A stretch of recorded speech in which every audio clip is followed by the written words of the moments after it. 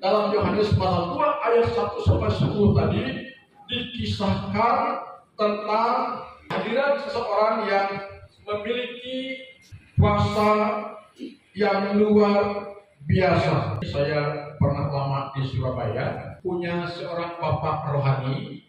Saya merasa nyaman dan aman.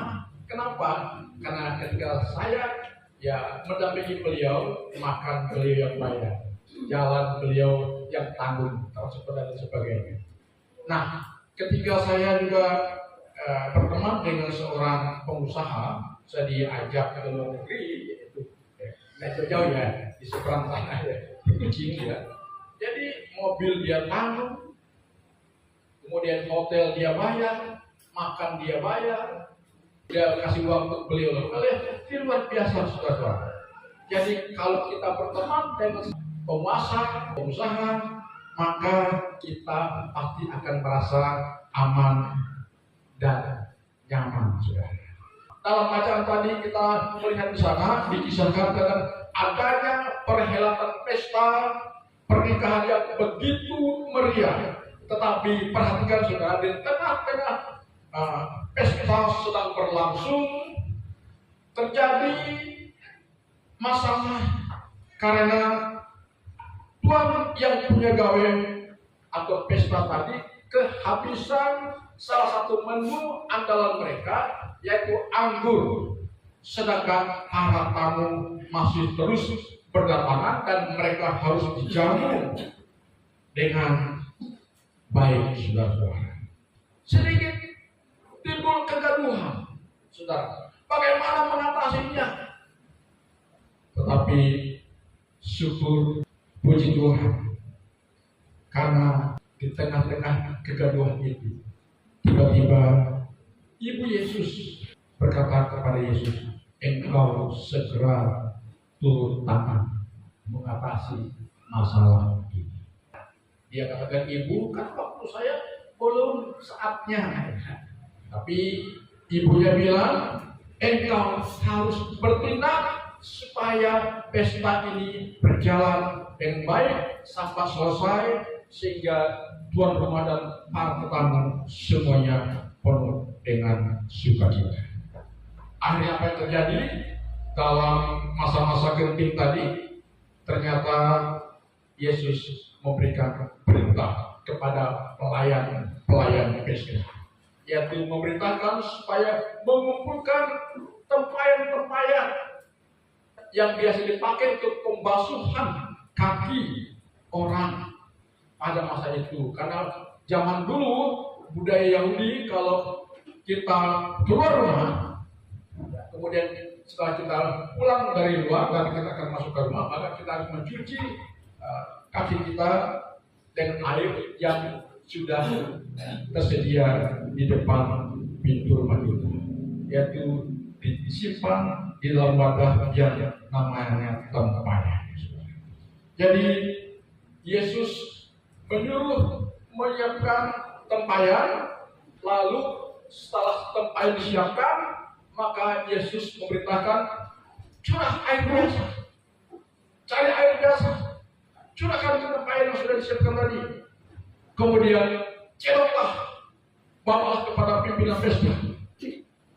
Maka apa yang terjadi, saudara-saudara, ketika para pelayan tadi mentaati apa yang Yesus perintahkan kepada mereka, maka terjadilah mujizat yang luar biasa. Dari kisah ini tadi, saudara, kita petik 3 pelajaran penting buat kita yang hadir di ibadah pagi ini.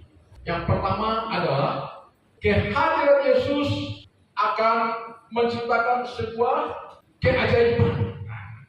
Jadi di sini kita lihat ketika Yesus diundang ke perkawinan tadi, ketika mereka kekurangan anggur, Ibu Yesus berkata kepada mereka kehabisan anggur, maka Yesus langsung bertindak, memerintahkan pelayan-pelayan untuk menyediakan tempayan. Setelah tempayan disiapkan, maka dicurahkanlah air biasa ke dalam tempayan tadi, maka terjadilah sebuah mujizat, yaitu air biasa berubah menjadi anggur yang sangat bermutu tinggi. Dalam hidup ini seringkali kita panik menghadapi prahara yang kurang menyenangkan dalam hidup kita. Bahkan banyak prahara kehidupan yang bukannya kurang tapi sangat menyakitkan yang mungkin pernah kita alami atau sedang kita hadapi. Tetapi percayalah, jika kita bersedia menghadirkan Yesus dalam hidup kita, niscaya kita akan melihat dan mengalami pertolongan Tuhan yang sangat luar biasa kepada kita. Katakan amin. Sebab tadi saya sudah katakan bahwa di mana saja Yesus hadir, maka di situ terjadi perbuatan ajaib. Hari-hari ini kita membutuhkan kehadiran Yesus dalam hidup kita, dalam rumah tangga kita, dalam usaha kita, dalam pekerjaan kita, dalam seluruh aspek hidup kita. Kita memerlukan kehadiran Yesus. Kita tahu, saudara, dunia sedang tidak dalam keadaan baik-baik saja. Kita tahu Indonesia sedang mengalami bukan saja inflasi tapi deflasi. Tahu deflasi? Penurunan daya beli oleh masyarakat. Ini berakibat kepada lemahnya ekonomi bangsa kita. Saya membaca artikel bahwa saham di berbagai bank yang sangat boleh dikatakan bank yang oke punya, tapi saham mereka jatuh, seperti BCA, Mandiri, BNI, termasuk BRI, sahamnya jatuh juga. Kalau pemerintah kita tidak hati-hati, tidak bijaksana mengelola negeri ini, kita cukup khawatir bahwa bangsa kita pasti akan mengalami yang namanya krisis ekonomi. Tapi saya percaya apapun yang sedang terjadi di dalam kehidupan bangsa kita Indonesia, jika warga gereja, anak-anak Tuhan, orang-orang Kristen tetap connect dengan Yesus, dan Yesus hadir dalam hidup kita, Yesus hadir dalam usaha kita, Yesus hadir dalam rumah tangga kita, percayalah, kita akan diberikan kemampuan untuk menghadapi gejolak tersebut. Katakan amin. Bukan hanya kita diberikan kemampuan, tapi kita pasti akan mengalami perbuatan ajaib Tuhan yang sangat luar biasa terjadi dalam hidup kita. Itu sebabnya orang yang sungguh-sungguh mau hidup bersama dengan Yesus, menghadirkan Yesus dalam hidupnya, orang itu pasti tidak akan pernah mengalami kekhawatiran, karena dia percaya pembela agung kita akan turun. Siapa dia? Yesus Kristus. Karena itu hari ini kami sebagai hamba Tuhan mengingatkan kita supaya jangan abai, jangan lalai.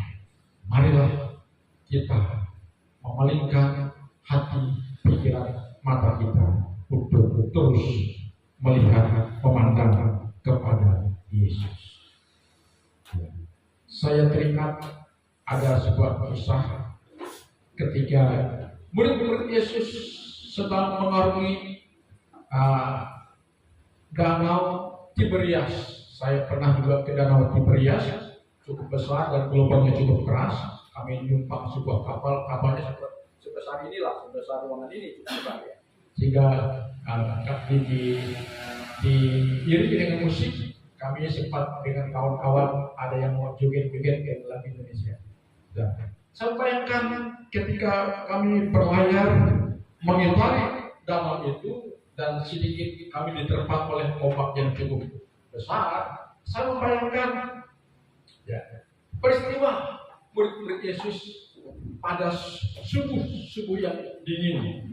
Perahu mereka diterpa angin badai dan mereka hampir tenggelam. Maka timbul kepanikan yang luar biasa. Dan mereka berteriak-teriak minta tolong. Tuhan, tolonglah kami. Tiba-tiba Yesus muncul berjalan di atas air. Karena saking paniknya Yesus datang untuk menolong mereka. Tetapi justru mereka mengatakan itu hantu. Sehingga Yesus berkata, ini aku bukan hantu. Aku datang mendengar seruan kalian. Minta tolong, ini aku datang untuk menolong kalian. Lalu Petrus sebagai seorang murid yang sangat agresif, dia mengatakan, kalau betul engkau itu Tuhan, suruh aku berjalan menemui engkau, ya, dengan berjalan di atas air. Yesus mengatakan silakan. Sehingga Petrus berjalan di atas air menghampiri Yesus. Wah, sudah di tengah kecamuk ombak, gelombang yang begitu kuat, Petrus bisa berjalan di atas air karena mata hatinya terus memandang kepada Yesus. Tetapi saudara-saudara perhatikan, selagi mata dan pusat perhatian Petrus kepada Yesus, maka dia mengalami mujizat Tuhan. Dan sesaat ketika Petrus menyadari bahwa dia bukan berjalan di atas jembatan, dia bukan berjalan di atas aspal, dan pada saat itu terpengaruh, maka di saat itulah Petrus hampir tenggelam. Oleh karena itu, saudara-saudara, seberapa besar gejolak hidup kita, gejolak masalah kita, jika kita mau berserah kepada Yesus, percayalah, Yesus pasti akan datang menolong kita, dan dia akan menyatakan perbuatan ajaib kepada kita. Amin. Haleluya, haleluya. Jadi pelajaran pertama buat kita yang hadir pagi ini adalah di mana ada Yesus, di situ ada perbuatan ajaib dinyatakan kepada kita. Kemudian yang kedua, kita lihat ayat yang ke-6 dan ayat yang ke-7. Di situ ada 6 tempayan yang disediakan untuk pembasuhan menurut adat orang Yahudi, masing-masing isinya 2-3 unit. Yesus berkata kepada pelayan itu, isilah tempayan itu penuh dengan air, dan mereka pun mengisinya sampai penuh. Apa pelajarannya di sini, saudara? Poin yang kedua adalah semua hal yang diserahkan ke dalam tangan Yesus akan selalu berakhir dengan baik. Coba, semua hal yang diserahkan ke dalam tangan Yesus selalu berakhir lebih baik. Kita kembali ke cerita tentang pelayan Yesus tadi. Seandainya mereka sudah menyediakan tempayan, tapi kalau mereka tidak mau mentaati perintah Yesus supaya air biasa itu dituangkan ke dalam tempayan tadi, pasti tidak akan terjadi perbuatan ajaib. Tidak akan terjadi air itu bisa menjadi anggur. Tetapi karena semua hal yang diperintahkan oleh Yesus yang ada di tangan mereka serahkan kepada Yesus, maka terjadilah sebuah hal yang spektakuler, saudara, yaitu air berubah menjadi anggur. Jadi saya ulangi lagi bahwa semua hal yang diserahkan ke dalam tangan Yesus selalu berakhir lebih baik. Sudahkah hari ini kita mau berserah kepada Yesus?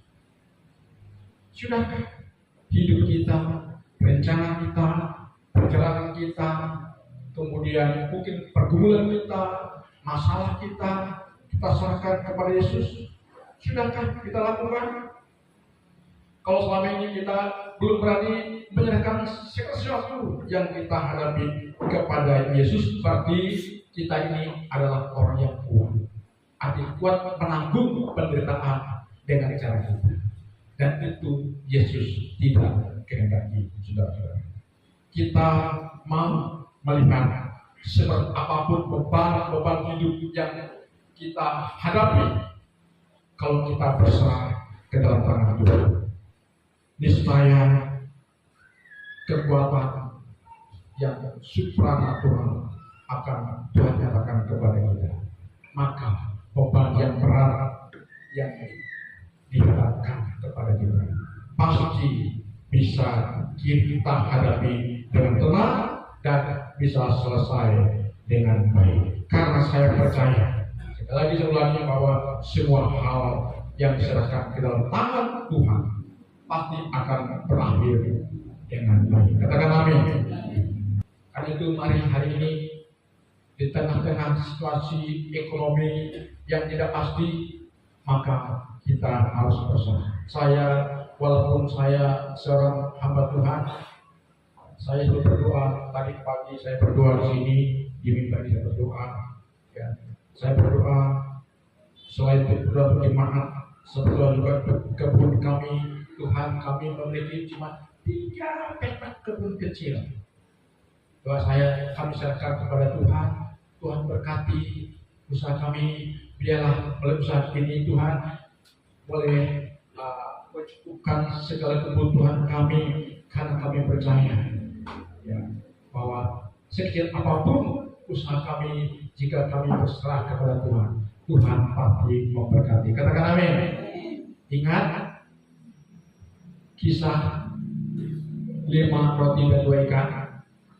Ya, 5 roti dan 2 ikan ketika diserahkan kepada Yesus, apa yang Yesus katakan? Yesus mengucap syukur, memberkatinya, dan ketika diserahkan kepada murid-muridnya, mampu mengenyangkan ribuan orang. Maka surplus ada lebihnya saudara 12/40.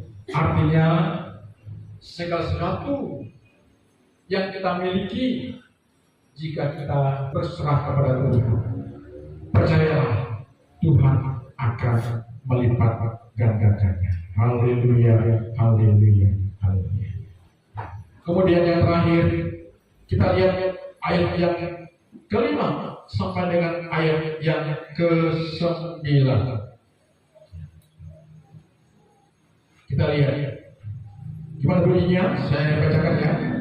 Tetapi Ibu Yesus berkata kepada pelayan-pelayan, apa yang dikatakan kepadamu, buat itu. Di situ ada 6 tempat yang disediakan untuk pengosongan menurut aturan Yahudi, masing-masing isinya 2-3 buyung. Yesus berkata kepada pelayan itu, isilah tempat itu penuh dengan air, dan mereka pun mengisinya sampai penuh. Lalu kata Yesus kepada mereka, sekarang cedoklah dan bawalah kepada pemimpin pesta. Lalu mereka pun membawanya. Setelah pemimpin pesta itu mengucap air yang telah menjadi anggur itu, dan ia tidak tahu dari mana datangnya, tetapi pelayan yang mencedok air itu mengetahuinya. Ia memanggil mempelai laki-laki dan seterusnya. Pelajaran ketiga adalah, kita baca sama-sama ini. Jika mau mengalami perbuatan baik dan perbuatan ajaib dari Yesus, kita harus melakukan perintah Yesus. Di sinilah masalah kebanyakan kita orang percaya. Di sini letak kegagalan kita orang Kristen, yaitu kurang bersedia melakukan apa yang Yesus perintahkan kepada kita. Karena perintah Yesus sekali tidak masuk logika, tidak masuk akal. Bayangkan air biasa dituangkan ke dalam tempayan, tanpa Yesus belah-belah mengulurkan tangan seperti dukun ya. Tanpa Yesus berdoa, ya, belah. Cuma perintah saja. Ya. Siapkan tempayan, isikan air biasa, bawa ke pemimpin pesta. Selesai, jadi anggur. Ya, jadi anggur. Ya. Sederhana ya. Dan itu terjadi karena apa?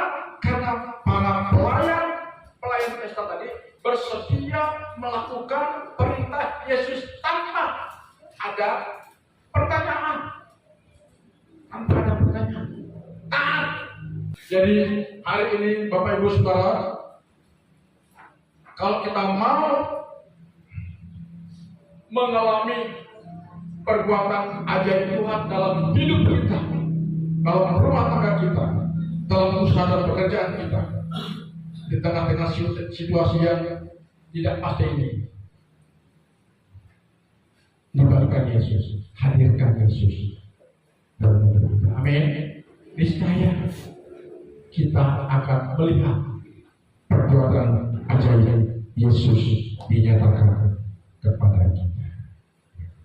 Saya bacakan tulisan saya. Sekiranya kita mau taat melakukan apa-apa yang dilakukan oleh pelayan-pelayan pesta tadi, maka berbagai pengalaman indah di dalam Yesus akan terjadi dalam hidup kita. Amin.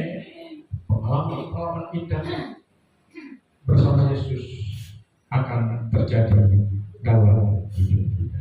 Sekalipun andai kata dunia atau negara kita krisis, saya percaya anak-anak Tuhan tidak terlalu terdampak olehnya karena Yesus ada dalam hidup kita. Amin. Di mana ada Yesus, di sana ada berkat. Di mana ada Yesus, di sana ada mujizat. Di mana ada kehendak Yesus, di sana akan ada pertolongan nyata dalam hidup kita. Tuhan Yesus memberkati.